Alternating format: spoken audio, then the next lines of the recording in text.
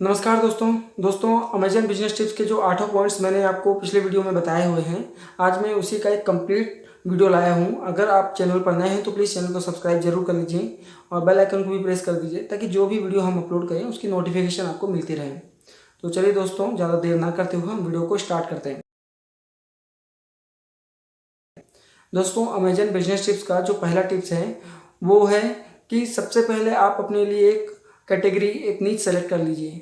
जैसे अमेजन ने स्टार्ट किया था बुक से, उन्होंने अपनी कैटेगरी को पहले ही डिफाइन कर लिया था कि हम बुक से अपने बिजनेस की शुरुआत करेंगे। वैसे ही आप भी अपने लिए एक कैटेगरी को डिसाइड कर लीजिए, सेलेक्ट कर लीजिए। अपनी शुरुआत कपड़ों से कर सकते हैं, ऑनलाइन कपड़ा जो सेल करते हैं उससे कर सकते हैं, जूतों से कर सकते हैं, पेन कापी पुस्तक से कर सकते हैं। इसलिए आप अपने हिसाब से सबसे अच्छे आपको जो पसंद हो उससे रिलेटेड अपने लिए कैटेगरी छांट लीजिए। दोस्तों, जो दूसरा टॉपिक है वो है कि आप अपना बिजनेस को कोशिश कीजिए कि ऑनलाइन ही स्टार्ट किया जाए। हालांकि आप ऑफलाइन भी कर सकते हैं, अगर आप अपने आसपास में कोई अच्छा आपके पास लोकेशन तो आप ऑफलाइन भी कर सकते हैं, लेकिन प्रेफर कीजिए कि उसे ऑनलाइन भी रखें, क्योंकि जो धीरे धीरे जो दुनिया हो रही है वो डिजिटल हो रही है और डिजिटल करने में आपको ज़्यादा बेनिफिट भी है। तो कोशिश कीजिए कि आप अपने बिजनेस को ऑनलाइन ही करें। दोस्तों, जो थर्ड टॉपिक है वो है नाम। आप जो भी बिजनेस कर रहे हैं, जिस भी कैटेगरी में बिजनेस कर रहे हैं, आप कोशिश कीजिए कि उस कैटेगरी के हिसाब से ही अपने लिए नाम, अपनी कंपनी का नाम रखें। इससे क्या होता है कि आपका प्रोडक्ट, आपकी कंपनी दोनों एक दूसरे से रिलेट कर पाएगी और आपके नाम से ही कस्टमर को क्लियर हो जाएगी कि आपके जो शॉप है या आपका जो वेबसाइट है, उस जो ऑनलाइन आपका शॉपिंग साइट है वो किस चीज़ को सेल करती है। तो ये क्लियर हो जाएगा, तो आप इस चीज़ का भी ध्यान रखें। दोस्तों, जो चौथा टॉपिक है वो है लोकेशन।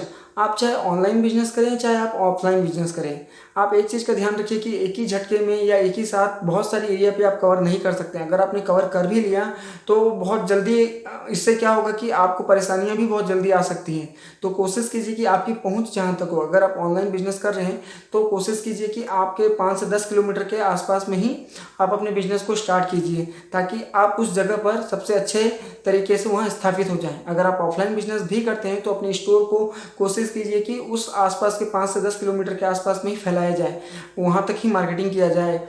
जिससे क्या होगा, अगर आप ऑनलाइन बिजनेस करते हैं तो आप सामान की डिलीवरी खुद कर सकते हैं या किसी जो आपके पास कोई डिलीवरी बॉय उपलब्ध है तो आप उसके जरिए करवा सकते हैं। आप ऑफलाइन भी करते हैं तो भी इससे आपको बेनिफिट मिलेगा कि आप उस एरिया में सबसे बेहतर एक शॉप के रूप में पहचान अपना बना सकते हैं। तो कोशिश कीजिए, अभी स्टार्टिंग मोड पर आप बहुत जल्दी से उसे सारी एरिया को कवर ना करके किसी एक एरिया पर सबसे अच्छी पकड़ बनाएं। दोस्तों, जो पांचवा टॉपिक है वो है कि आप इसकी पब्लिसिटी अभी कैसे करेंगे स्टार्टिंग में। अगर आपके पास फंड है या फंड नहीं है तो भी आपको एक चीज़ करना बहुत ज़रूरी है, इसकी पब्लिसिटी। बिना पब्लिसिटी के चाहे आपका ऑनलाइन मार्केट हो चाहे आपका ऑफलाइन मार्केट हो, वो बहुत लंबे टाइम तक और बहुत अच्छे से नहीं चल सकता। तो उसके लिए आपको पब्लिसिटी, मार्केटिंग की बहुत ज़रूरत पड़ेगी। तो सबसे पहले आपके जितने भी जान पहचान, जितने भी दोस्त रिश्तेदार हैं, जितने भी आपके पहचान वाले हैं, उन सबको अपने काम के बारे में बिल्कुल बताइए, जिससे आपका सामान, आपका ऑनलाइन शॉप हो या ऑफलाइन शॉप हो, वो जल्द से जल्द पब्लिसिटी होगा। सेकंड तरीका है, आप उसको ऑनलाइन पब्लिसिटी भी कीजिए, जैसे सोशल मीडिया मार्केट पे भी, जैसे फेसबुक हो गया, इंस्टाग्राम हो गया या यूट्यूब हो गया या और भी अदर प्लेटफॉर्म जो होते हैं जो इस चीज़ के लिए बेहतर हैं, आप उसका उपयोग भी जरूर कीजिए, जिससे आपके बिजनेस को एक अच्छा ग्रोथ मिल सकता है और इसकी अच्छी पब्लिसिटी हो सकती है। लो बजट मार्केटिंग है, इससे आपका काम बहुत धीरे धीरे ही सही लेकिन बहुत अच्छे से पकड़ में आ सकता है और इसके लिए आपको ज़्यादा खर्च करना नहीं पड़ेगा। तो इस चीज़ का भी ध्यान रखिए। दोस्तों, मैंने जो पिछला टॉपिक बताया वो लगभग पांचवा और छठवां दोनों टॉपिक कवर हो गया था। मैं आपको भी सातवां टॉपिक बताने वाला हूँ। सातवां टिप्स जो है वो ऐसा है कि आप अपनी जो पैकेजिंग है उसको बेहतर कीजिए। अगर आप ऑनलाइन भी सेल कर रहे हैं या ऑफलाइन भी सेल कर रहे हैं, दोनों में आपकी पैकेजिंग बेहतर होनी चाहिए। वो पैकेजिंग, जब भी आपका कोई प्रोडक्ट सेल होता है तो पैकेजिंग इतनी अच्छी कीजिए और उस पर अपनी ब्रांडिंग भी कीजिए, जिससे क्या होगा, वो कस्टमर को बहुत अच्छा लगेगा। जैसे बोला जाता है, जो दिखता है वो बिकता है। जैसे अगर आपकी पैकेजिंग बहुत अच्छी हुई तो कस्टमर को वो बहुत लंबे टाइम तक याद रहेगा। वो हो सकता है दोबारा वो आपसे आपके साइट पर जाके शॉपिंग करे या हो सकता है आपके स्टोर पर आकर शॉपिंग करे। तो पैकेजिंग को बहुत बेहतर तरीके से उसको दिखाइए। आप ये मान के चलिए कि वो आपका एक बहुत बड़े लेवल पे आप उस काम को कर रहे हैं, बहुत अच्छे ब्रांडिंग के हिसाब से उसको पैकेजिंग कीजिए। दोस्तों जो 8वां टॉपिक है वो बहुत इंपॉर्टेंट है, उस पर बहुत फोकस कीजिएगा। आप कोई भी बिजनेस, किसी भी तरीके का बिजनेस करते हैं तो जो 8वां टॉपिक है वो कस्टमर सेटिस्फैक्शन। जी हाँ दोस्तों, अमेज़न अपने कस्टमर पर बहुत फोकस करता है। अमेज़न अपने कस्टमर को बिल्कुल राजा की तरह, देवता की तरह मानता है।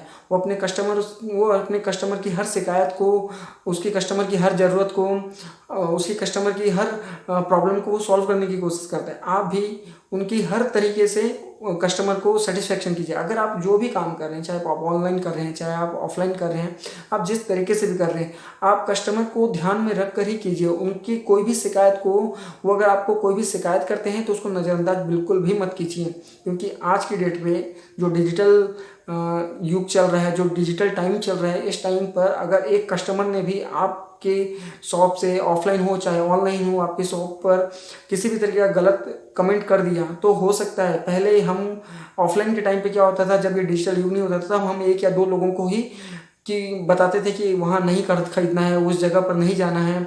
लेकिन अभी जब से डिजिटल युग आ चुका है, तब से सारी चीज़ें इंटरनेट पर उपलब्ध हो जाती है। तो आप अगर अच्छा काम करेंगे तो भी इंटरनेट पर दिखेगा, आप अगर बुरा काम करेंगे या कस्टमर को अच्छे तरीके से एंटरटेन नहीं करेंगे, कस्टमर को अच्छे तरीके से ध्यान नहीं देंगे, तो वो उस चीज़ों के बारे में भी लिखेंगे। और गलत पब्लिसिटी से आपका बिजनेस जो है वो बहुत जल्दी ही नीचे आ सकता है। तो इसलिए कस्टमर सेटिस्फेक्शन पे बहुत ध्यान दीजिए। कस्टमर की ज़रूरत को समझिए, कस्टमर क्या चाहता है, उन चीज़ों को ध्यान दीजिए और अपने बिजनेस को कंटिन्यू ग्रोथ कीजिए। दोस्तों ये जो मैंने 8 पॉइंट्स बताए हैं, इन पर आप बारीकी से, ध्यान से, धीरे धीरे इसको कंटिन्यू करते रहेंगे तो बहुत जल्द ही आप अपने बिजनेस को एक अच्छे तरीके से स्टेब्लिश कर सकते हैं। और यकीन मानिए, आप एक झटके में या बहुत लंबी तरीके से इसे करने की कोशिश करेंगे पहली बार में ही, तो हो सकता है कि बहुत जल्दी आप नर्वस भी हो सकते हैं, बहुत जल्दी आप ऊपर नीचे भी हो सकता है, आपका बिजनेस जो है बहुत जल्दी ऊपर या नीचे आ सकता है। तो इसलिए इसको धीरे धीरे एकदम आराम से, मतलब जब तक आपको क्लियर समझ ना आ जाए। जैसे मान लीजिए आप जूतों की कैटेगरी में आप एंट्री मारे हैं, तो पहले ये समझिए कि जूते कितने प्रकार के आपको अपनी साइट पर रखनी है, कौन से जूतों को आपको शो करवाना है, आप कौन से जूते पे फोकस करना चाहते हैं। जैसे लेडीज़ के जूते या जेंट्स के जूते या बच्चों के जूते या तीनों के जूते हैं, आप ये फोकस कीजिए। या उसमें भी कैटेगरी बना सकते हैं आप, जैसे स्पोर्ट्स शूज़ या ऑफिस शूज़, इस तरीके से आप अपनी कैटेगरी बना सकते हैं। आप प्राइस के हिसाब से भी कैटेगरी बना सकते हैं। आप 5 से 10 किलोमीटर के अंदर में अगर आप मार्केटिंग करते हैं तो आपकी मार्केटिंग उस एरिया में होगी, इससे आपकी पब्लिसिटी भी होगी और आप डिलीवर करने के लिए भी जा सकते हैं। अगर आपके पास कोई डिलीवर बॉय है तो आप उसके थ्रू तुरंत करवा सकते हैं, इससे फास्ट डिलीवरी की सुविधा उनको मिल सकती है। प्राइस कोशिश कीजिए कि अच्छी क्वालिटी के साथ अच्छा प्राइस भी देने की कोशिश कीजिए, इससे कस्टमर आपके पास हमेशा रहेंगे। तो दोस्तों आज का वीडियो मैं यहीं पर समाप्त करता हूँ। अगर वीडियो में कुछ भी आपको अच्छा लगे तो प्लीज़ वीडियो को लाइक कीजिएगा, चैनल को सब्सक्राइब जरूर कीजिएगा और मिलते हैं नेक्स्ट वीडियो में।